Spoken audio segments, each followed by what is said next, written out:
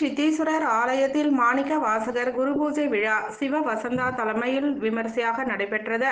காஞ்சிபுரம் காமராஜர் வீதியில் உள்ள சித்தீஸ்வரர் ஆலயத்தில் ஸ்ரீ காமாட்சி அம்மை திருவாசக முற்றோதல் பேரவை சார்பில் சிவ வசந்தா தலைமையில் மாணிக்க வாசகர் குரு பூஜை விழா சிறப்பாக நடைபெற்றது. திருவாசகம் முற்றோதல், திருமுறை, தேவாரம் உள்ளிட்டவைகள் பாடப்பட்டது.